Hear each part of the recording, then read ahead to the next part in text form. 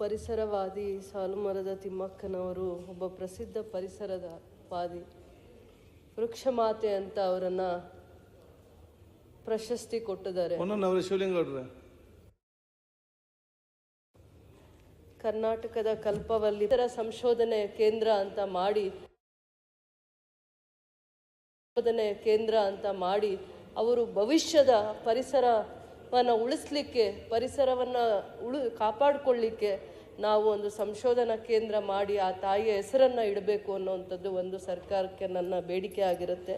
ಅದಾದಮೇಲೆ ಆ ತಾಯಿಯ ಒಂದು ಸಾಧನೆಯನ್ನು ಶಾಲಾ ಮಕ್ಕಳ ಪಠ್ಯಪುಸ್ತಕಗಳಲ್ಲಿ ಪರಿಸರದ ಬಗ್ಗೆ ತಿಳುವಳಿಕೆ, ಜ್ಞಾನವನ್ನು ಮೂಡಿಸುವಂಥ ಕೆಲಸವನ್ನು ನಾವು ಮಾಡಬೇಕಾಗತ್ತೆ. ಅದಕ್ಕೆ ಪುಸ್ತಕಗಳಲ್ಲೂ ಕೂಡ ಆ ತಾಯಿಯ ವಿಚಾರದ ಬಗ್ಗೆ ಹೆಚ್ಚಿನ ಮಾಹಿತಿಯನ್ನು ಕೊಡಬೇಕು. ಯಾಕಂದರೆ ಇವತ್ತು ಭಾಳ ವಿದ್ಯಾವಂತರಾಗ್ತಾ ಇದ್ದೀವಿ, ತಿಳುವಳಿಕೆ ಕೂಡ ಇದೆ, ಜ್ಞಾನ ಇದೆ, ದುಡ್ಡು ಇದೆ, ಆದರೆ ಏನನ್ನು ನಾವು ಕಾಪಾಡ್ಕೋಬೇಕು ಅನ್ನೋದನ್ನು ಮರಿತಾ ಇದ್ದೀವಿ.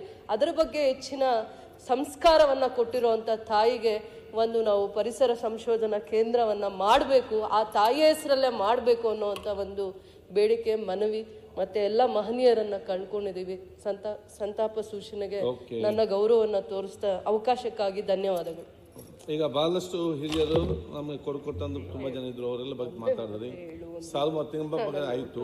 ನಾನು ಒಂದೆಲ್ಲ ಹೇಳುದಿಷ್ಟೇ, ನಾವೆಲ್ಲ ಸಾಲುಮರ ತಿಮ್ಮಕ್ಕನ ಬಗ್ಗೆ ನಾವೆಲ್ಲರೂ ಕೂಡ ಒಂದು ಅಭಿಮಾನ ಇದೆ, ಅವಕ್ಕೆ ಕೆಲಸ ಬಗ್ಗೆ ಗೌರವ ಇದೆ. ನಾವೆಲ್ಲರಿಗೂ ಅದೇ ರೀತಿ ಮಾಡಬೇಕು ಆಶೆ ಕೂಡ ಇರ್ತಿದೆ. ಅದಕ್ಕಾಗಿ ನಮ್ಮ ಪಕ್ಕದಲ್ಲಿ ನಾನು ಒಂದು ಅವಕಾಶ ಮಾಡಿ ಕೊಟ್ಟಿದ್ದೇನೆ. ಒಂದೊಂದು ಗಿಡವನ್ನೆಲ್ಲ ನಾಳೆ ಅದನ್ನು